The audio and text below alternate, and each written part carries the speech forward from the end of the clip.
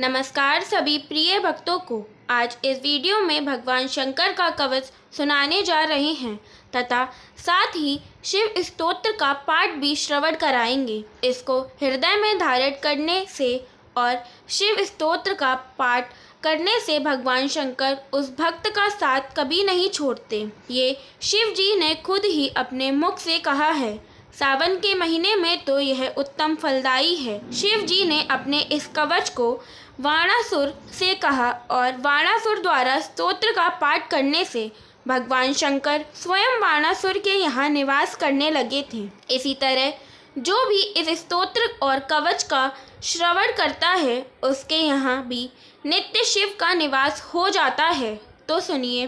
वाणासुर ने कहा, महेश्वर महाभाग प्रभु, आपने संसार पावन नामक जो कवच प्रकाशित किया है उसे कृपा पूर्वक मुझसे कहिए। महेश्वर बोले, बेटा सुनो, उस परम अद्भुत कवच का मैं वर्णन करता हूँ। यद्यपि वह परम दुर्लभ और गोपनीय है तथापि तुम्हें उसका उपदेश दूंगा। पूर्व काल में त्रिलोकय विजय के लिए वह कवच मैंने दुर्वासा को दिया था। जो उत्तम बुद्धि वाला पुरुष भक्ति भाव से मेरे इस कवच को धारण करता है वह भगवान की भांति लीला पूर्वक तीनों लोकों पर विजय पा सकता है। इस संसार पावन नामक शिव कवच के प्रजापति ऋषि, गायत्री, छंद तथा मैं महेश्वर देवता हूँ। धर्म, अर्थ, काम तथा मोक्ष के लिए इसका विनियोग है। इस कवच को 5 लाख बार पाठ करने से यह कवच सिद्धिदायक होता है। जो इस कवच को सिद्ध कर लेता है वह तेज, सिद्धि, योग, तपस्या और बल पराक्रम में इस भूतल पर मेरे समान हो जाता है। शंभु मेरे मस्तक की और महेश्वर मुख की रक्षा करें। नीलकंठ दांतों की पात का और स्वयं हर अधरोष्ट का पालन करें। चंद्रचूड़ कंठ की और वृषभ वाहन दोनों कंधों की रक्षा करें। नीलकंठ वृक्ष स्थल की और दिगंबर पृष्ठभाग का पालन करें। विश्वेश्वर सदा सब दिशाओं में संपूर्ण अंगों की रक्षा करें। सोते और जागते समय सायुण देव निरंतर मेरा पालन करते रहें। बाण इस प्रकार मैंने तुमसे इस परम अद्भुत कवच का वर्णन किया। इसका उपदेश जो ही आवे उसी को नहीं देना चाहिए अपितु प्रयत्नपूर्वक इसको गुप्त रखना चाहिए।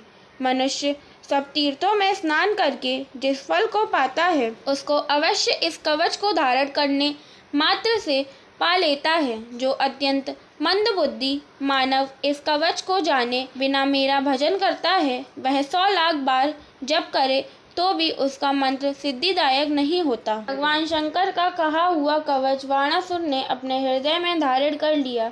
तो अब सुनते हैं वाणासुर द्वारा कहा गया शिव स्तोत्र। और भगवान शिव के आगे शिव स्तोत्र का पाठ किया। वाणासुर बोला, जो देवताओं के सार तत्व स्वरूप और समस्त देवगणों के स्वामी हैं, जिनका वर्ण नील है और लोहित है, जो योगियों के ईश्वर, योग के बीज तथा योगियों के गुरु के भी गुरु हैं, उन भगवान शिव की मैं वंदना करता हूँ। जो ज्ञानानंद स्वरूप, ज्ञान रूप, ज्ञान बीज, सनातन देवता, तपस्या के फलदाता तथा संपूर्ण संपदाओं को देने वाले हैं, उन भगवान शंकर को मैं प्रणाम करता हूँ। जो तप स्वरूप, तपस्या के बीज, तपोधनों के श्रेष्ठ धन, वर, वर्णीय, वरदायक तथा श्रेष्ठ सिद्ध गणों के द्वारा स्तवन करने योग्य हैं, उन भगवान शंकर को मैं नमस्कार करता हूँ। जो भोग और मोक्ष के कारण नरक समुद्र से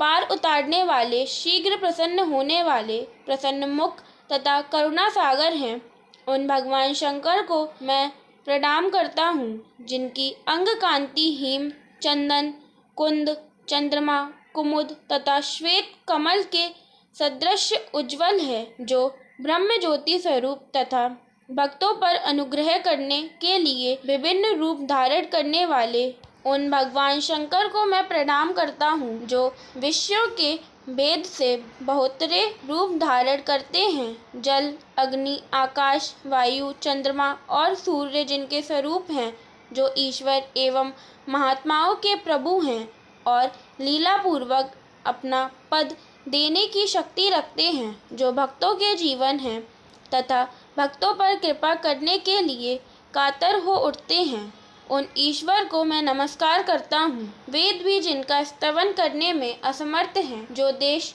काल और वस्तु से परिच्छिन्न नहीं हैं तथा मन और वाणी की पहुँच से परे हैं, उन महेश्वर प्रभु की मैं क्या स्तुति करूँगा, जो बागांबरधारी अथवा दिगंबर और बैल पर सवार हो, त्रिशूल और पट्टिस धारण करते हैं। उन मंद मुस्कान की आभा से सुशोभित मुख वाले भगवान चंद्रशेखर को मैं प्रणाम करता हूँ। यो कहकर बाणासुर प्रतिदिन संयम पूर्वक रहकर स्तवराज से भगवान की स्तुति करता था और भक्ति भाव से शंकर जी के चरणों में मस्तक झुकाता था। मुनीश्वर दुर्वासा भी ऐसा ही करते थे। बाणासुर द्वारा भगवान शिव के प्रतिदिन स्तोत्र का पाठ करने से शिव जी अपने भक्त बाणासुर के यहाँ निवास करने लगे थे। जो मनुष्य प्रतिदिन भगवान शिव के कवच को हृदय में धारण करके इस स्तोत्र का पाठ करता है, भगवान शंकर की उस पर सदैव कृपा बनी रहती है। बोलिए भोलेनाथ की जय। हर हर महादेव।